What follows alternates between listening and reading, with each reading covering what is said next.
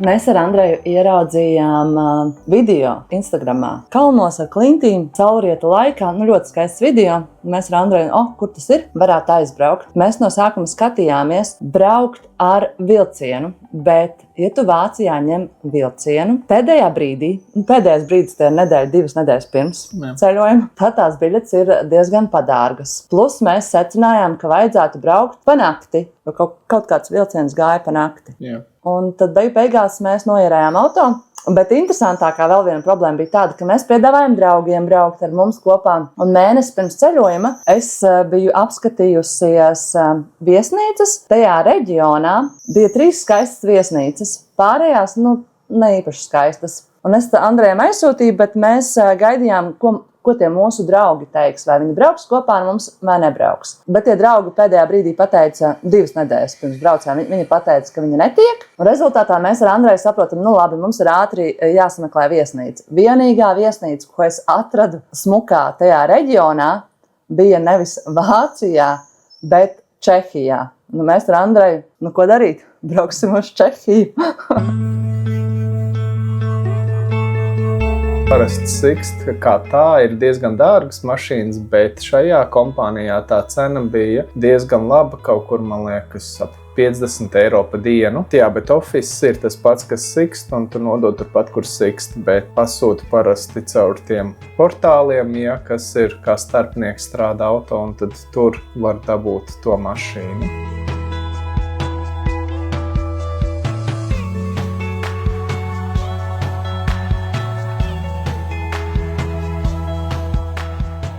Un tā vieta, kur atradās viesnīca, bija ļoti skaista. Man ļoti patikās, jo mēs bijām pie dabas. Viesnīcā numuriņi bija, es neteiktu, ka baigi krutie, bet labi, mums bija balkons, viesnīcā bija restorāns, pie viesnīcas bija arī dīķis, un pirmajā dienā mēs pastaigājām pa to pusi, kur ir pati viesnīca, un secinājām, ka tur ļoti daudz cilvēku arī bija atbraukuši. Pastaigāties, ar ritiņiem braukāt, un tur ir arī klinšu kāpēji, tur ir ļoti labas klints tieši priekš kāpšanas tajā reģionā. Mēs redzējām daudzus un nobildējām daudzus kāpējus.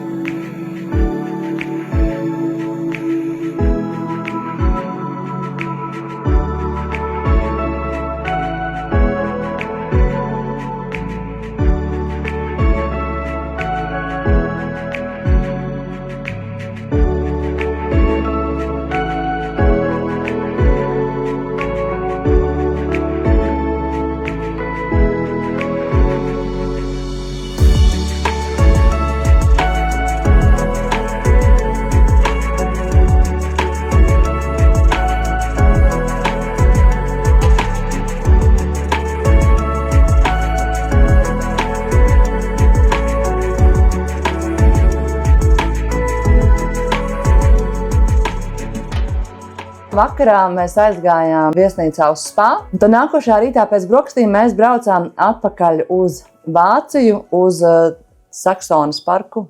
Saksona Šveice, tas ir tā kā, jā. Ko nopirkt priekš mūsu pārgājiena? Kā mēs pusdienās ēdīsim? Kitijai kolu. Noteikti mums dažus ābolīšus, cerams vietējie. Tad nopirku arī mums desiņskos graust. Arī vēl kitijai cepumiņus.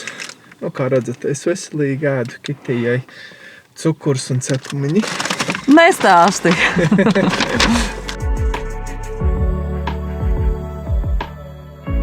No mūsu viesnīcas bija līdz tai vietai, bija stundu garš ceļš. Mēs bijām tur kaut kādos 10, 11. Pie tā parka ir auto stāvvieta, maksas, protams. Un mēs tagad braucam iekšā un saprotam, ka baigi daudz mašīnas. Un saprotam, ka mums nav kur likt auto. Un Andrejs saka, baigi stulbi, būs jāiet ar kājām, tas lielais gabals. Es viņam saku, klausies, varbūt es vienkārši ātri izlekšu ārā no mašīnas, un varbūt es atradīšu to stāvvietu, kur mēs varam auto nolikt, un tieši brauc pārītis, vācieši brauc projām, un es viņiem saku, mēs varētu tur nolikt tā kā savu auto. Viņi saka, jā, protams. Un es tagad gaidu Andreju, un es viņam zvanu, un tikmēr piebrauc vēl tur kaut kādas 2-3 mašīnas. Tie onkulīši man saka, klausies, mums ir jāsteidz, mēs brauksim projām. Tas nekas, es saku, jā, brauciet, es sagaidīšu savu vīru. Kamēr Andrejs brauc, tikmēr tikmēr viens busiņš, arī tie bija laikam vācieši, šie man sāk braukt virsū un sāk ar mani strīdēties. Un es viņiem saku, piedodiet, es aizņēmu te vietu, es uztaisīju dīlu ar iepriekšējiem, kas tur bija. Viņi man saka, nē, te ir autostāvvieta, te nekādus dīlus nevar darīt. Un brauc man virsū. Un mēs meklēsim vienu rupju vācu čelīti, kurš gandrīz vai kitī nobrauc, kad viņi centās norezervēt man parkinga spotu. Ko tu darīsi? Es viņam paprasīšu, kāpēc viņš man sievu gandrīz vai nobrauc.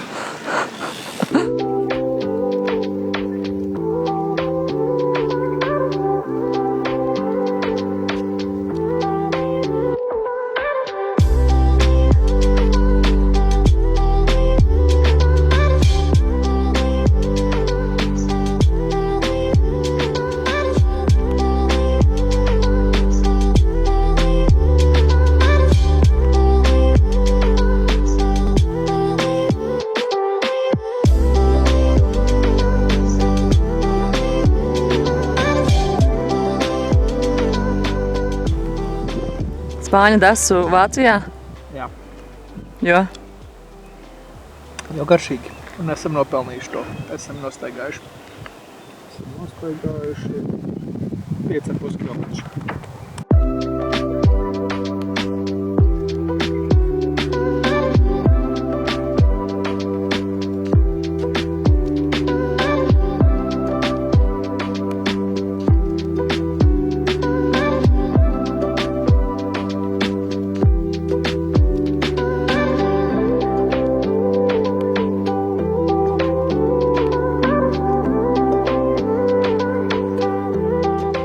Pats parks bija diezgan liels, bet bija ļoti daudz turistu. Nu, nav jau brīnums, jo šī vieta, šīs parks bija ielikts kā viens no...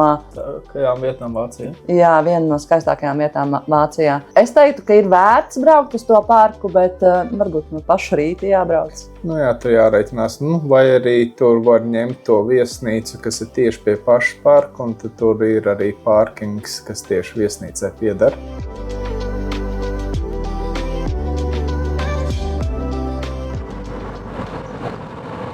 In 800 meters, turn left.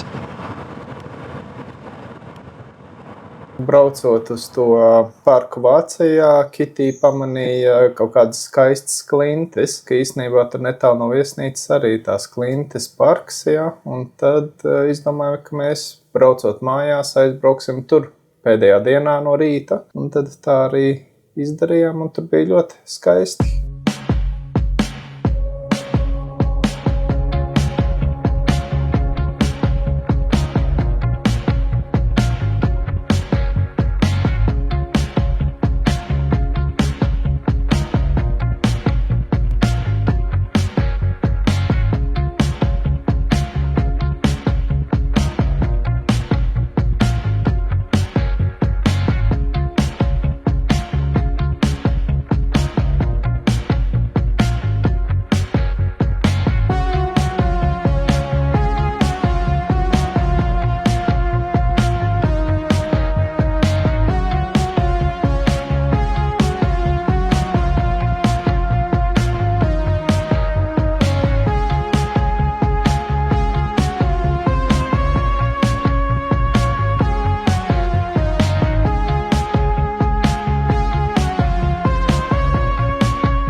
Es teiktu, viņš bija pat vēl iespaidīgāks, jo viņš bija, kā tu teici, kompaktāks, vai ne? Jā, bija daudz vairāk uzreiz tās klintas, skaistās tie veidojumi. Tajā Vācijas parkā mēs nostaigājām vairākus kilometrus no vienas klintas līdz otrai, un tur sanāk caur mežu iet, ja pa mežu takām. Latvijā mums meži ir gan, tas mums nav nekas tik īpašs. Bet šeit atkal tieši visu laiku klintis, skaistas tādas, gan var augšā būt, gan lejā nonākt, tur tās takas ved.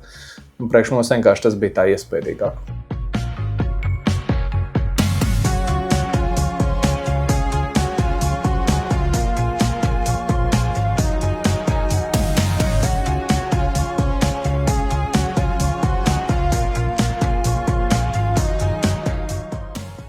Vispār šis brauciens man ļoti patikās, jo mēs visas 3 dienas kaut kur pastaigājāmies, mēs visas 3 dienas redzējām kaut kādas klintis, un tajā pašā laikā mums bija tāda forša atpūta. Un tā kā uz Vāciju tur pa autobāņiem īsti ātruma ierobežojumi tā kā nav, tad uz turieni braucot mēs centāmies pēc iespējas ātrāk aizbraukt, līdz ar to arī tur degvielas patēriņš bija lielāks un atpakaļ atkal tā centāmies mierīgāk, ekonomiskāk, jo Čehijas pusē it kā benzīna cenas lētāks bija, un tad mēs tā atpakaļ braucām mierīgāk un tā, lai mazāk benzīna aiziet. Mīļam!